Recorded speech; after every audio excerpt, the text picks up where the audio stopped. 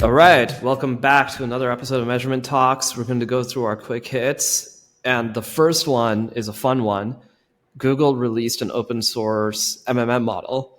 So, Bryan, I want to pass this over to you. You're a big fan of these open source models because, unlike most people, it seems to attract you rather than making you stressed about whether or not you're going to be able to know how to interact with you. You're just like, oh man, like more stuff for me to dive into. So tell me, tell me what you think about it. And I guess, like, do you think that this is in anticipation of people expecting Google to support something as they turn off the third-party cookie? So, like, what are the different factors that you think went into this, and how are you thinking about starting to play with it?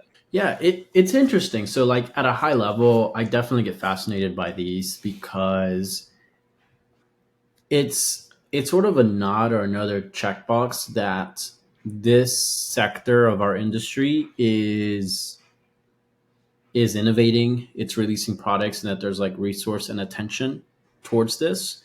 For Google to launch this, and how these work, it's typically a group of engineers that decide. This isn't like a top-down initiative from the CEO. This is like a project that there's maybe a larger initiative about transparency and measurement, and this is something that one of the teams felt like, oh, this is the solution for that, or a solution for that, so let's build this. But it's great to see that there's continued investment and innovation and just progress in making these things more accessible. For the longest time, these tools have just been closed off for enterprise, and you've had to go through a vendor, and those are typically 12-month contracts, and they're usually quite expensive, right? Because it's a load of data. So open source projects like this is great. It means that we're going to see more startups, more companies come out of this, more services. And that competitiveness, that competition is great because it makes it more affordable and it makes it more accessible. So I'm all in on these tools. Like, even if I don't, use this one specifically, it's great that Google is now following the path of Meta of releasing this tool. And this isn't their first one. They had a Causal Impact, I want to say, was like their first attempt of bringing out That's a right. tool into the market. Yeah. Mhm. That's right.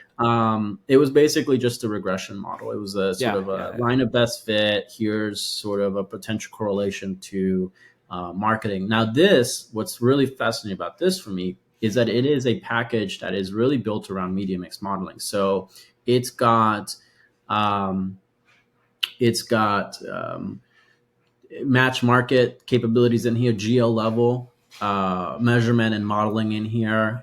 It's got the ability to measure, like, tagging between upper and lower funnel, different initiatives, media saturation, frequency, forecasting, optimal budget optimizations, what if scenarios as well. So if you wanted to say, well, what happens if we 3x'd our YouTube spend, what would happen? And so this one's definitely going to be a more built out of the box thing. Now, it's in early access right now, so you can go apply for early access. It just got released. The sort of the announcement was March 7th, when they released it, and right now it's available through early access. But it seems like Google is definitely looking at maybe solving for PMAX, the obscurity there, and maybe YouTube. I think that this is Google sort of biting the bullet and saying, you know what, we are going to, find ways to make YouTube more measurable for Totally. consumers. It feels dangerous for Google because Google, their search budgets can obviously be a little bit bloated, and I feel like something like this would shine light into that. So maybe this is Google getting ahead of the curve and saying, like, To- okay, crap, we're looking 10 years from now, these tools are going to be accessible, let's go ahead and make our own totally. to keep people in the Google family of products, and let's do it in a manner that allows people to confidently share shift spend from search to YouTube in the event that that's inevitable, right? As more and more measurement sophistication comes into the market, people may already naturally move money from search. And I think that's actually a declining, I should fact check this, But I want to say that this is, if they see the inevitable writing on the wall, this might be their way of getting ahead of it and getting some funds over into Reels and YouTube. Yeah, I think that's really clever because I think large companies, the best thing that they can do is look at where the disruption is going to come from and then invest in it themselves. Yeah. So it's like, okay, if the disruption is going to come from these tools becoming more available anyway, and people are starting to see like, wait a second, my budget is not incremental here. I should be playing it somewhere else. You want to own that tool. And so, what better way to own the tool than to make it open source, right? Then you have people contributing to it. You understand what your consumers or your buyers are actually interested in measuring, why they're interested in measuring it. You see where it's getting deployed. Yeah, I mean, that's a really strong thesis. My thesis was a little bit in the zone. I was more sort of like short-sighted about it around, hey, if you're going to remove the third party cookie and you don't really have a bunch of good measurement alternatives for people once they remove the third party cookie, then it is just MMM and incrementality.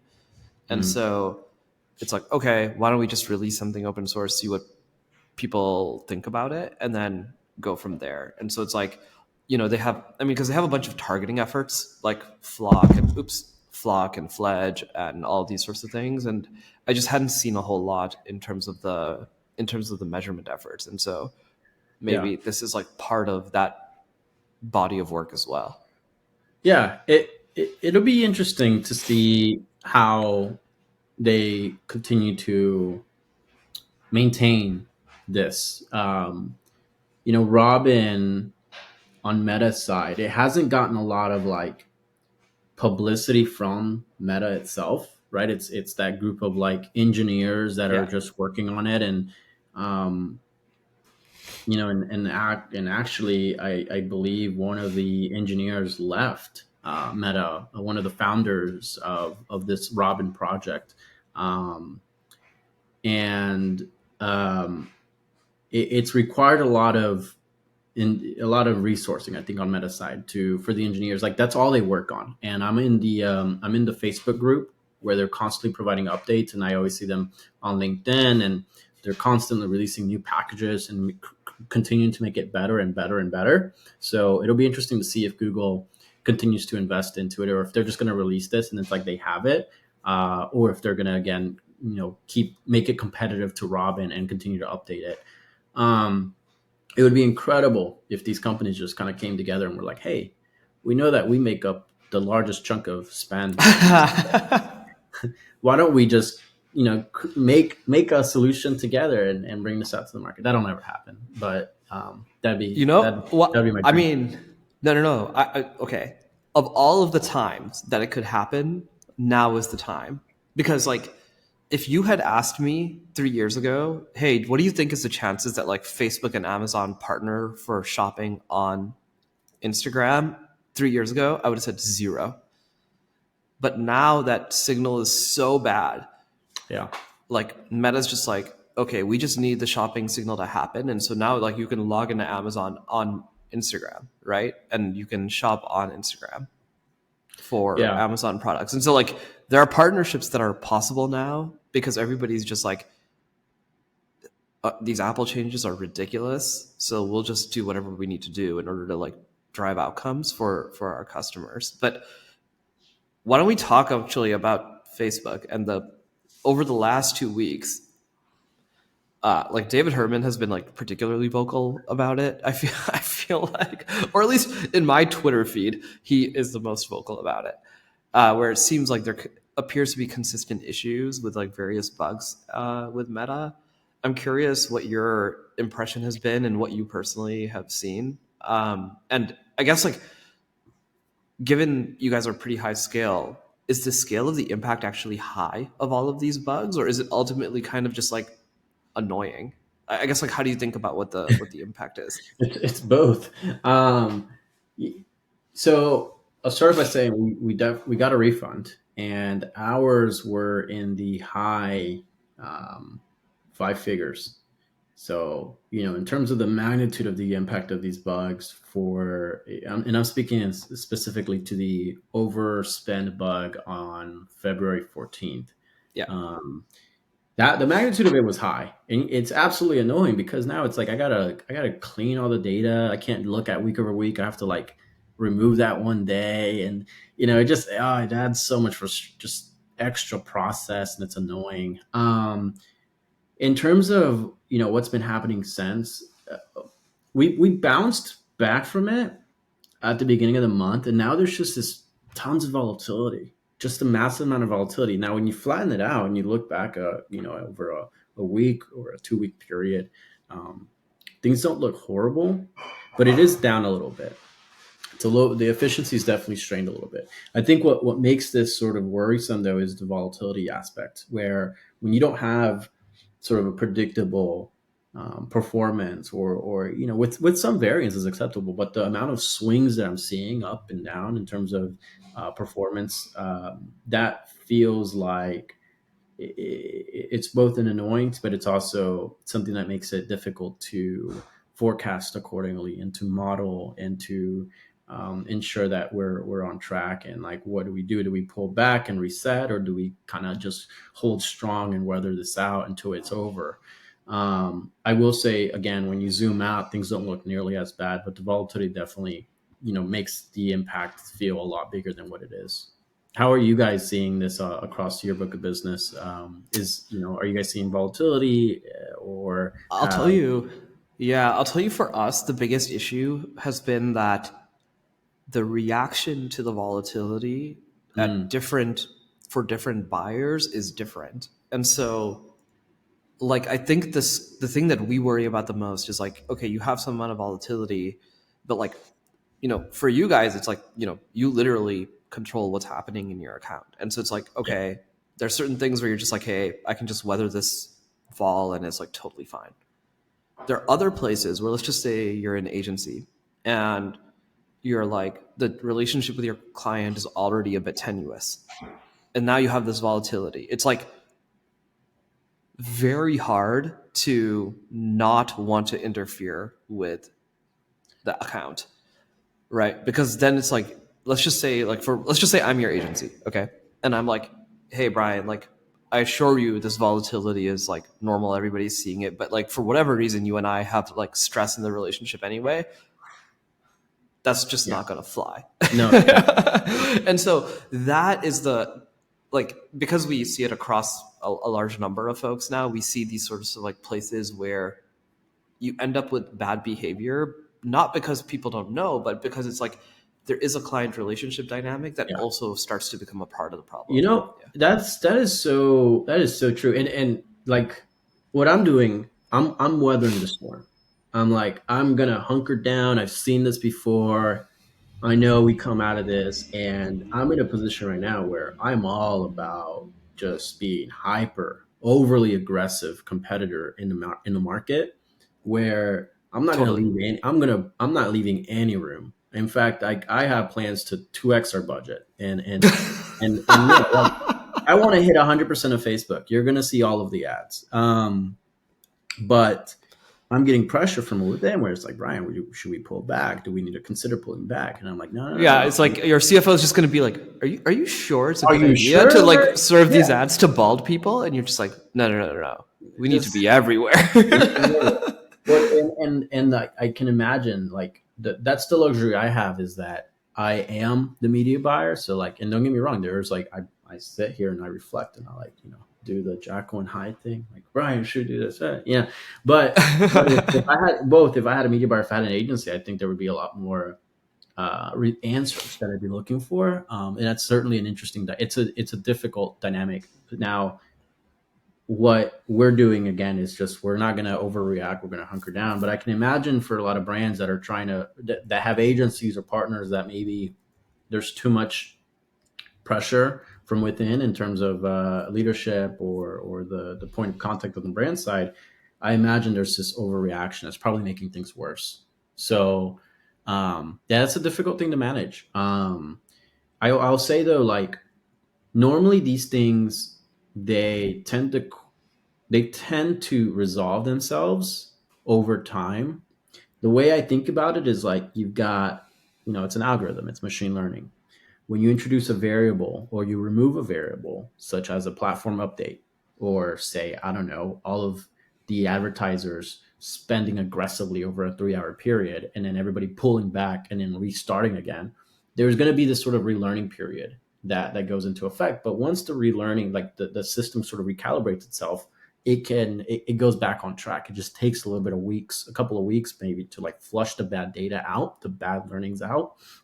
um, and what I do, is I love to look at our Google search trends data, Pinterest trends data, TikTok trends data, and there's this sort of like this benchmark that I look at. And my goal is to always make sure that we're above this benchmark, or that we're growing, that more people are searching for Nude, more people are continuing to be aware of the brand. That's kind of my proxy metric for brand awareness in a way. And if we were to pull back, I know that there's a massive correlation to that search trend decreasing. So, I'm balancing this play of like awareness and continuing to drive awareness for the customers of tomorrow, but also trying to move money where it makes sense to protect some of that margin to make it a softer pill to swallow for the finance team on our side. Yeah, that makes a ton of sense. By the way, it reminded me that when you have these sort of like tough relationship management issues, is like that's where a lot of things prop up. And last week, Klaviyo announced that they're going to do professional services, and there was like a ton of agencies. I know when we were chatting before, we forgot to bring this one up, but this one was like Yeah, actually the big news of the it's last huge. week. Um, and then there was this event, this like founder made event that we can quickly touch on. But I guess like I want to hear your response to the Klaviyo news, and I have a ton of takes on it because we're a SaaS company, and so I feel like I know exactly what they're thinking when they do Yeah. this, but I'm curious like what you've heard from agency friends. Yeah. Well, I mean, agency friends are upset. They're Yeah, they're like, we built Klaviyo. We're the reason why totally. Klaviyo is what it is today. So, and I kind of agree. I kind of agree. The Klaviyo agencies were if you will, arming the rebels. They were the armory. They were the ones with the expertise to help grow and sort of show and build trust with Klaviyo as a platform. I think they in their own rights have a reason to be upset. That said, as a brand at this size, I'm not going to use Klaviyo services. I mean, I don't know. They need to be some sort of specialists, I think. And I think specialization and niching of the agencies, the Klaviyo agencies, is probably what's going to help them differentiate themselves. Klaviyo cannot be Are one size fits all for everybody. But, How do you guys run Klaviyo right now, if I can ask? well, to be quite honest with you, we moved from Klaviyo. We are now with SendLane. And we Whoa! All right, Jimmy, let's go. Jimmy closed the deal. No, so Jimmy's been great. It's definitely a learning curve going for different platforms. And here's the thing. Here's like the sort of Who the runs it though? Do you guys run it or does somebody else run it? no, we run it in house. But here's the tea leaf. Managers like VP and up, and like CMOs, and you hear all the praise about different tools. It's like great, like yes, but we're not the ones that are actually using the tool.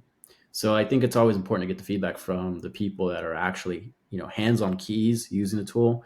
Hannah, my retention manager, or our retention manager, she's been incredible through this migration. This is our second migration now. We moved loyalty programs in Q4, and then now we moved email service providers in Q1, and we're going through like this warming process, and we should be, I mean, we're fully migrated, but we should be done with this whole thing next week. And it's been like incredible work from her side, but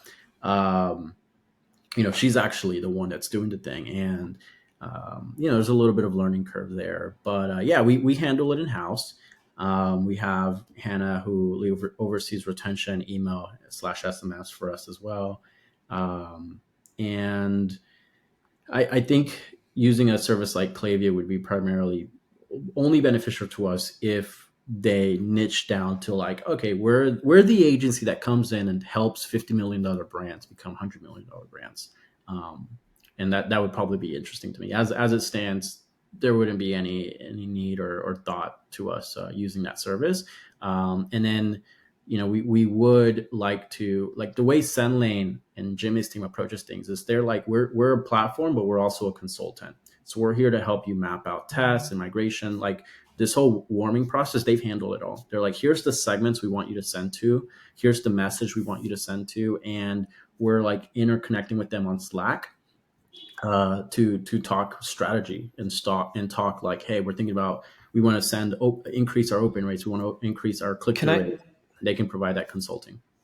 can I tell you what this dirty secret of SaaS is right now? What is it?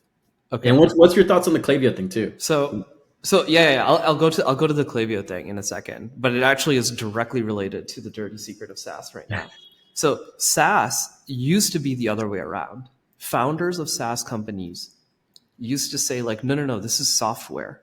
So, but it was actually just services. Okay. Mhm. And so there was like I don't know if you know Pilot, or there's a bunch of like bookkeeping is like the classical one of this, where they'll say like, oh, it's a SaaS software.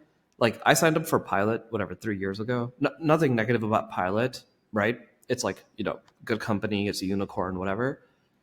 It is not software. It's just an accounting firm. Okay.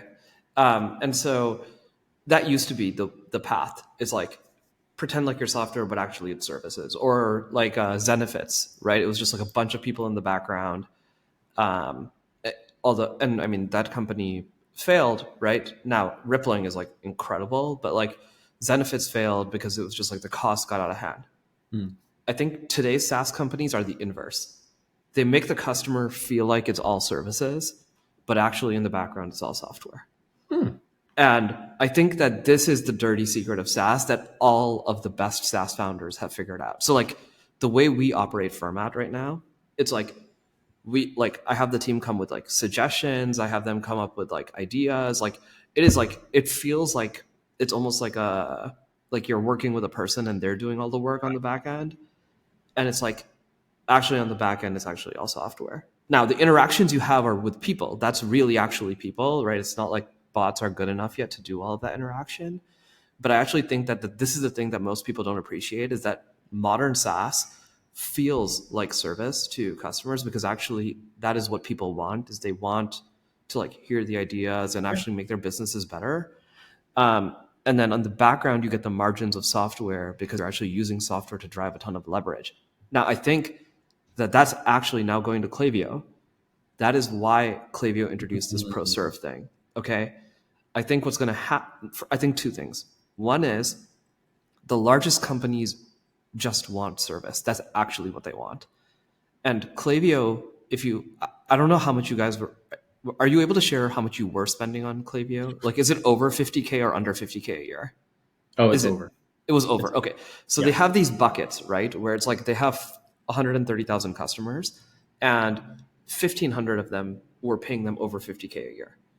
And so of those 1,500, depending on where you were, you would have been a candidate for somebody who they would probably want to actually service using this services thing. Interesting. In the background, I guarantee that it would have been largely software doing the work, and they would have made it feel like it's a person doing the work.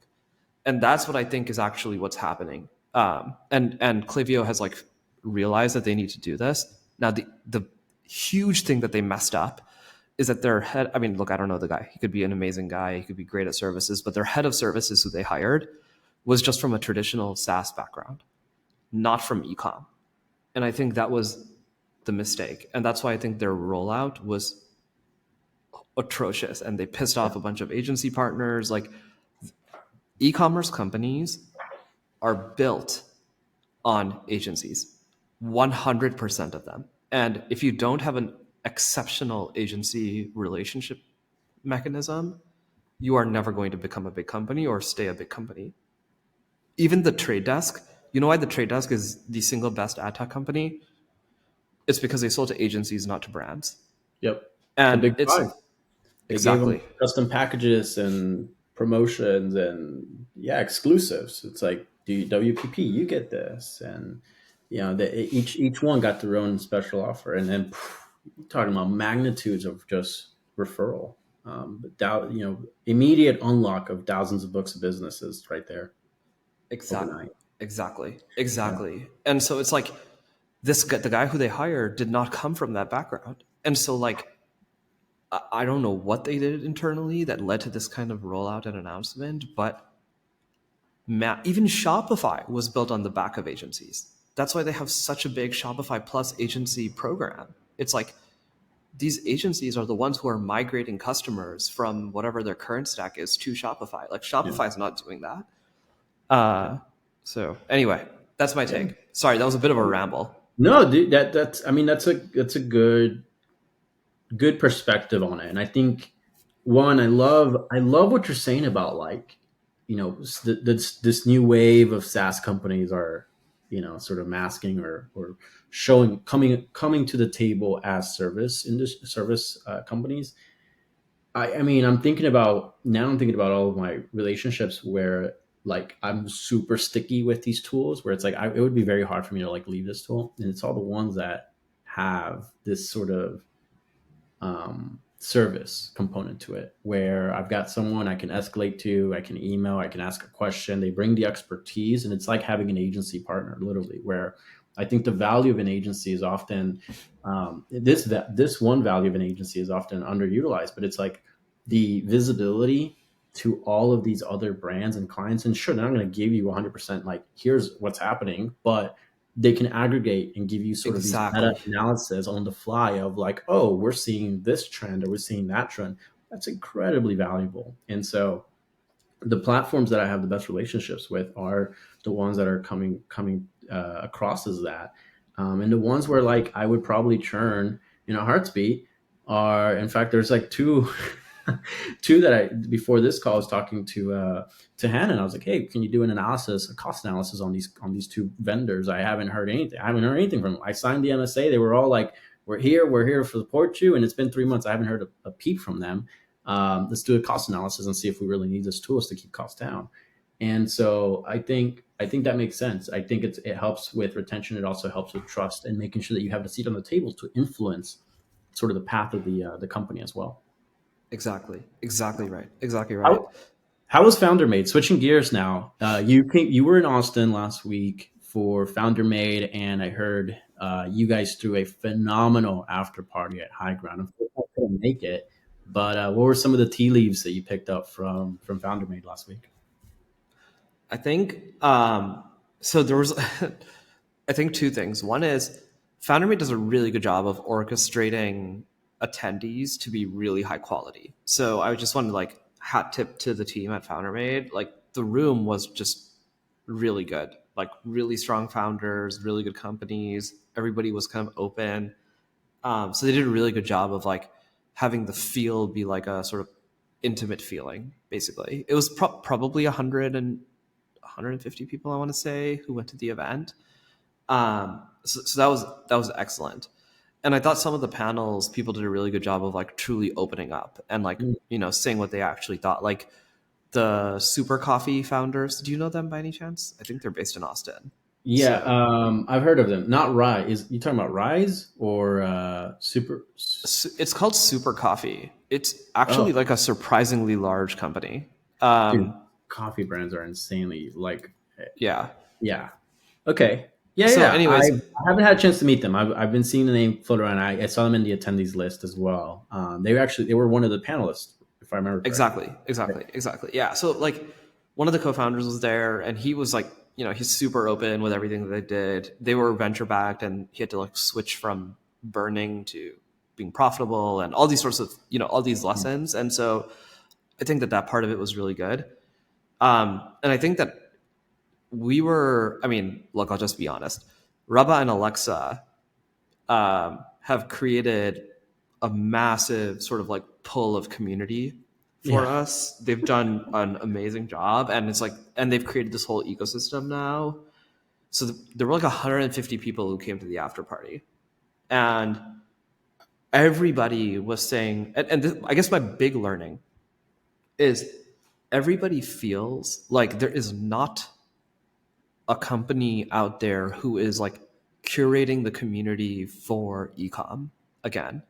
And they felt like, it used to be Triple Whale who was like making the community for ecom. And now they're looking for the next company who is going to help bring the community together, enable the community to learn from each other. Yes, of course, part of that community just lives online on Twitter, but where's the in real life community? Who's hosting those events? How do those events get hosted? And so I think my big learning is that there's a craving for these events. So I think the founder made event was excellent. I think our after party was good for that reason. It's like there's this desire for people to interact with the community again. And so I'm very bullish on community enablement in various form factors. And so I think like we're going to try our best to be a vehicle through which the community can get together. But I think that that's my big learning from the events last week. And then we'll see if like it carries through in Shop Talk and future events. But that was my feeling, and I got the same feeling from like Andrew Udarian's event. I don't know if you saw on Twitter, like a bunch of people went to that one. The e-commerce fuel one, I Ecom believe, Fuel, yeah, and Ecom Fuel, yeah. was it in Miami? I want to say it was in Florida. I think I did see. I forgot about the event. I'm not a member, but I know about it because I saw the tweets pop up, and there was some good learnings that made its way into Twitter's X. So yeah, it's an interesting one. I think. I mean, it got a lot of praise in a little bit smaller community. I'm keen to explore that one as well. Yeah, totally. All right, dude, should we hit our evergreen retail measurement? Yeah, All right, yeah. so you shared with me right before we started recording that you guys are going retail and focusing on it. So as a brand, how do you think about what you're measuring in order to drive success in retail? Yeah. Well, the great thing about these retailers is that they do provide transparency and visibility into sales volume. Um, some of them may not give it to you by like store, but if you get regional, that's still good enough. I am very fortunate that I get store level data and I get it omnichannel. So I get online sales by day, and I'm also able to get store level sales or units sold on my product by day as well. So that in its own just opens up a world of possibilities for different activations and ways. And I'm able to measure it, from a average units sold by week or by day and see how I'm able to make a change. And so the way we're going to launch in retail is basically for the first week or two, uh, let's not do anything. Let's see what happens. Let's see what sales happen organically. We might have, an organic post or an email that goes out, but in terms of ads or like, sort of an ongoing effort, we're going to hold off for a week or two because I want to establish the benchmark early on as well. Like, what is the typical units per day that's sold by region or by store?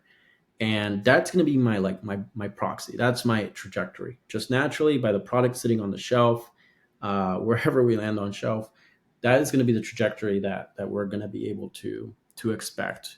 And then from there, really going to start to amplify different efforts. Geo targeting by 5 mile radius of a store location.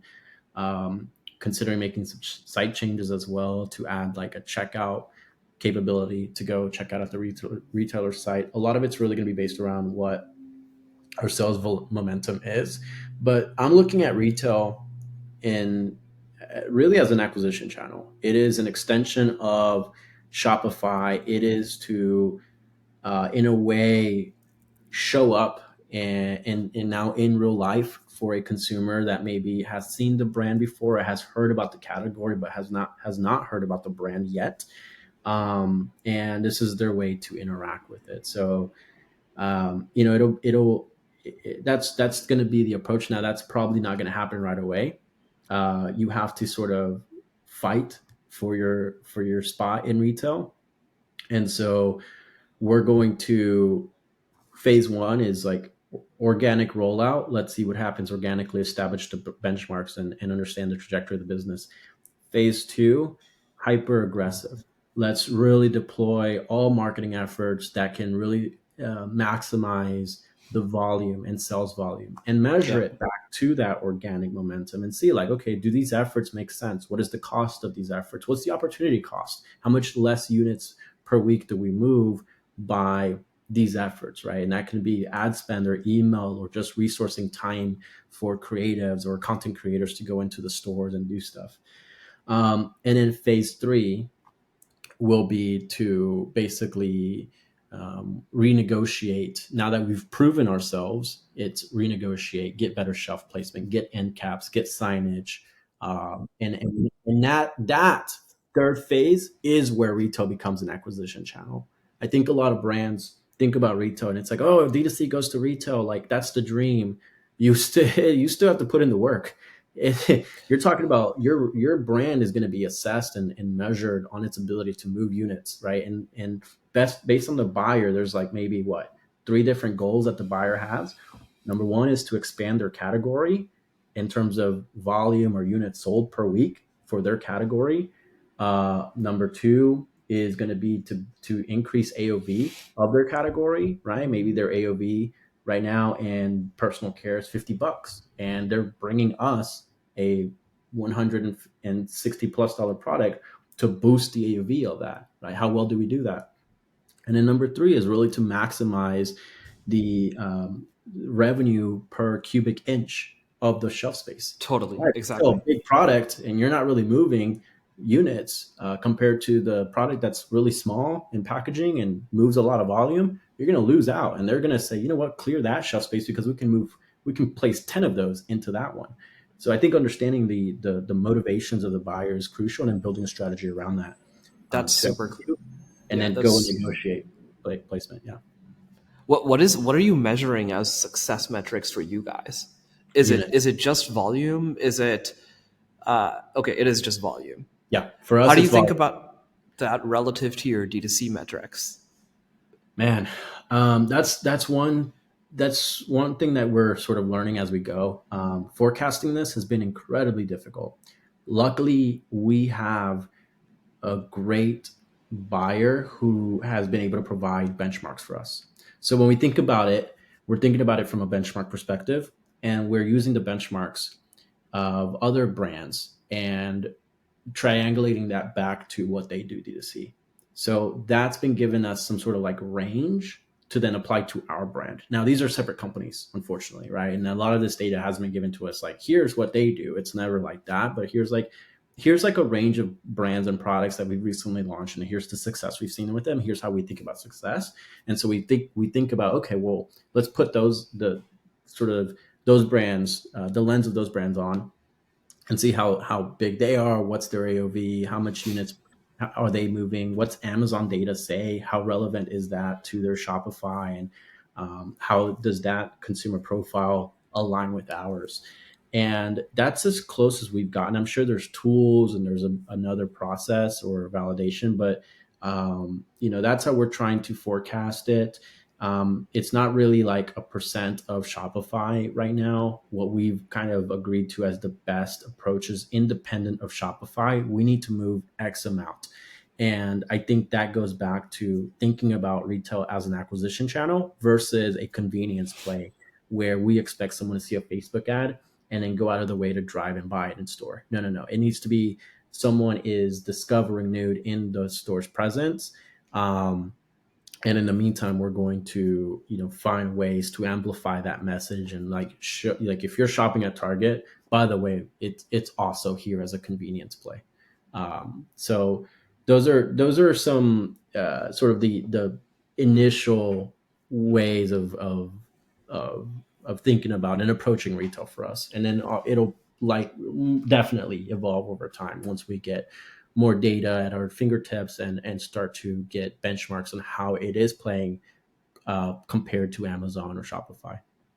That's super smart. That's super smart. I think it sounds to me, and you tell me if this is fair or unfair, is like you're viewing your channels instead of saying, I think when people say omni-channel, they want to track behavior across them and want cross influence. And I think what I'm hearing you say is like hey, our retail business needs to be an independently profitable go-to-market channel, and Absolutely. our D2C needs to be independently profitable, and our Amazon needs to be independently profitable. And so instead of like a soup, it's more like a salad where like every component has like a role to play, and like yes, they work better together, but like I should be able to tell them apart. And so I should be able to like justify them separately. And like, yes, of course they work well together, right? Like that's your way of thinking about omnichannel is like not blend, but like a salad. Yeah. That's absolutely right. That's absolutely right. And we saw this with Amazon and Shopify, where even if we were to raise the price more, like we sell our product is more expensive on Amazon. That does not deter people from buying on Amazon. Like people love to shop where they are most comfortable. And for some Totally. people, it's going to be just Amazon. And for some people, it's just going to be retail where they need to physically touch it and pick it up and see it on the shelf. And that is okay. And there is no like, you know, Shopify to Amazon to retail like connection here and all that. No, it needs to be able to stand on its own. It needs to be an acquisition driver, and it needs to be able to be a sort of an option for the people that want to shop at that location. Um, and to your point, like the salad, like they're independent ingredients, and we may taste the salad and be like, "That was disgusting. We need less retail. We need more retail. Add more of that in there." But we're also going to look at it holistically as well and see, like, okay, what the net, is the total business growing, and is it growing because of retail, or is it staying the same? And now we have this share shift of Shopify people that are now just how we saw with Amazon, where a segment of Shopify customers went over to Amazon. And are we going to see the same thing where a segment of Shopify customers are going to go to retail? And if that's the case, fine, so be it. And that'll guide strategy moving forward. But we're not putting all of our chips in one option, saying this is what it has to be. We're sort of we want it to be independent. We're going to allow the sort of the data to tell us how do consumers want to shop and interact with our brand. That's awesome.